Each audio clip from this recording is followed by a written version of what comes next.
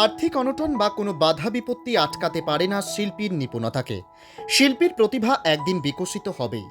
ময়ূর পালকে রবীন্দ্রনাথ, ম্যাচ স্টিকের বারুদে মা কালীর ছবি, বটপাতায় মা কালী, মাকড়সার ওপর ত্রিপুরেশ্বরী প্রতিমার মুখমণ্ডল, মরিচের গায়ে নীরমহল, নষ্ট এলইডি বাল্বের গায়ে গণপতি, এরকম অসংখ্য সূক্ষ্ম ও নান্দনিক শিল্পকর্মে নিজের আনন্দেই ব্যস্ত বাপ্পা। কমলপুর কমলানগর এলাকায় রামকৃষ্ণ আশ্রম সংলগ্ন প্রখ্যাত কাঠের নকশা শিল্পী হারাধন সূত্রধরের ছেলে বাপ্পা সূত্রধর 10ম শ্রেণী পর্যন্ত স্থানীয় চিত্রশিক্ষার প্রশিক্ষক টিঙ্কু ভদ্রর কাছে অঙ্কন শিখেছে বাপ্পা। তাছাড়া তার রক্তে ও ঐতিহ্যে বাবার সৃষ্টিশীলতা থেকে পাওয়া ধারাই রয়েছে সৃষ্টিকর্ম। বাপ্পার বাবা হারাধন বাবু শুধু মহকুমায় নয়, গোটা জেলার কাঠের নকশার কাজে প্রথম 5-এর মধ্যে জায়গা করে নিতে পারেন নিঃসন্দেহে। যদিও প্রচার সর্বস্ব, এই সময়ে হারাধন বাবু রয়ে গিয়েছেন প্রচারের আড়ালে।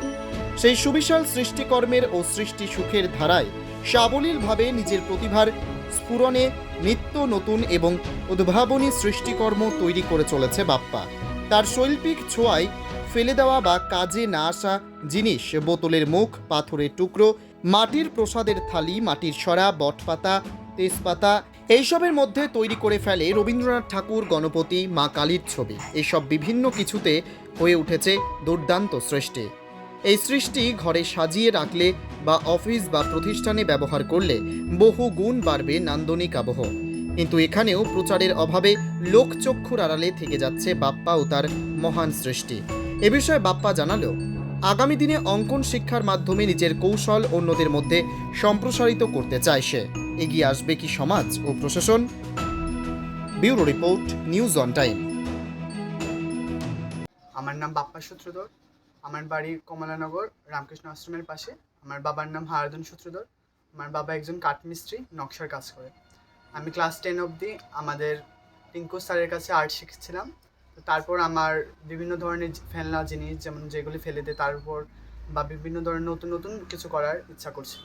তো তারপর এলইডি বাল্বের উপর করেছি একটা গণেশ ঠাকুর, ছোট পাথরের উপর করেছি, মরিচের উপর নির্মহল করেছি, তারপর তেজপাতার উপর, অশ্বত্থ পাতার উপর, মাটির সরা, মাকড়সার উপর, ম্যাস্টিকের উপর মা কালী। ম্যাস্টিকের উপর কি করলে? ম্যাস্টিকের উপর আমাদের মা উদয়পুরের মাতাবাড়ির যে ত্রিপুরেশ্বরী মুখমণ্ডলটি করার চেষ্টা করছিলাম। আর মাকড়সার উপরে কি করলে? মাকড়সার উপরে সেম উদয়পুরের মা ত্রিপুরা সুন্দর মুখটি করার চেষ্টা করছিলাম। মরিচের উপর নির্মহল করেছি। সাবানের প্যাকেটের উপর কসবা কালীবাড়ির মা কসবা করেছিলাম। তেজপাতার উপর সাবরুমের দৈত্যেশ্বরী করেছিলাম। এইসব কাজগুলি আগরতলার একজন দাদা ছিল, ওই দাদাকে দেখে আরও অনুপ্রাণিত হয়েছিলাম। মানে এই কাজগুলি করার মাধ্যমে অনেকের সাথে পরিচিত হওয়া যায়। মানে এই কাজ করে আমার নিজের খুব আনন্দ লাগছিল, সবাই ভালো বলছিল। এখন সামনে আরও ইচ্ছা আছে, এগুলি নিয়ে আরও এগিয়ে যেতে চাই। আচ্ছা, এই আর্ট তুমি করছো, আর্ট শিল্পী বললে, আলাদা চর্চা কেন করলে?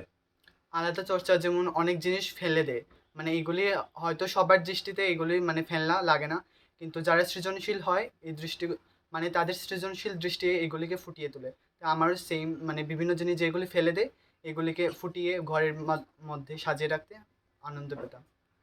তুমি পড়াশোনা কি করছো এখন? হ্যাঁ, আমি আগরতলা ডায়েট কলেজে পড়ছি, ফাইনাল ইয়ার। ভবিষ্যতে কি ইচ্ছা রয়েছে? এখন তো আমি ভবিষ্যতে তো ডিএলএড নিয়ে পড়ছি, তো শিক্ষক হওয়ার ইচ্ছা আছে। আর পাশাপাশি আমার কি শিক্ষক হবার ইচ্ছা রয়েছে? আর্টের টিচার হতে চাই, আর পাশাপাশি আর্ট নিয়ে চর্চা করতে চাই। আধুনিক চিকিৎসা ব্যবস্থার প্রধান সোপান নির্ভুল ডায়াগনস্টিক সেন্টার।